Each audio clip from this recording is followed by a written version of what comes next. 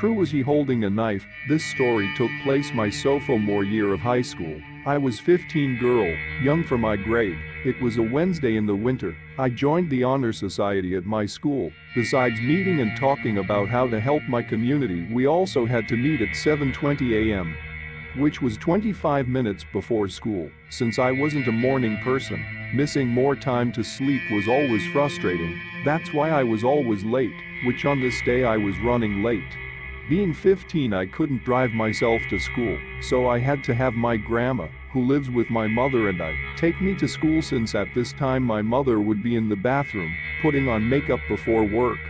My grandma opened the garage with a button on the garage wall.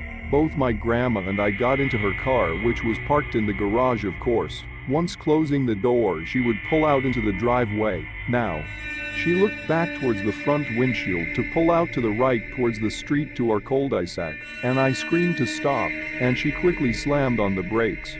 There was a man, tall about 6 feet, dirty blonde-looking hair, wearing all black.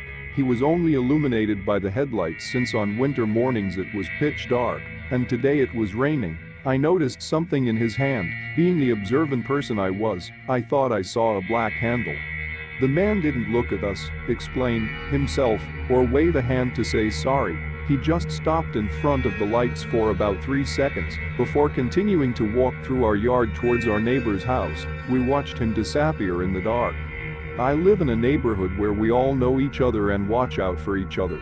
We all own about 1 acre of yard. Recently my neighbors have been having work done around their houses with taking down some trees and fixing up their house.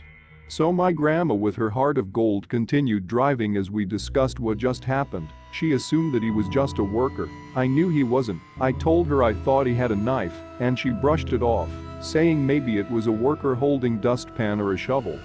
He could have just been using out yard as a shortcut, but no, something told me I had to warn my mother. So I began trying to text my mother, but no texts were sending. Nothing was going through. I texted lock the door, but when it went through, she didn't understand. She questioned me saying what, why? At this point I called her, quickly explaining the situation and yelling at her to bolt lock the door. She did, and not a second later he opened out screen door and tried to open our door's handle. When it didn't work, he tried to kick the door down. My mother then called the police.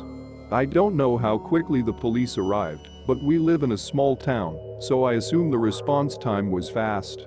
When the police arrived, she told them what happened and they write up a report. Later that morning, the man was found a couple roads down. He tried to get into some other houses too when he ended up getting into a house, and a man had chased him out with a shotgun. He was caught and arrested. Found with a large butcher knife.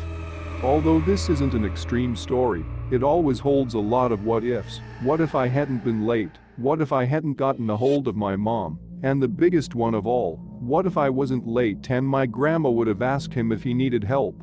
I'm now a junior in high school and it's been about a year, but the effects of this encounter still haunting me. I'm afraid to be alone. I will double check or even triple check locks and listen intently to the sounds of my house when trying to go to sleep. If I hear something, I'll try to go check it out. He's made me paranoid, but I guess my fears are rational. Who expects their own home to be the site of a creep encounter? Thanks for watching. If you enjoyed the video, hit that like button to support my work. And as always, enjoy the fear, my dear.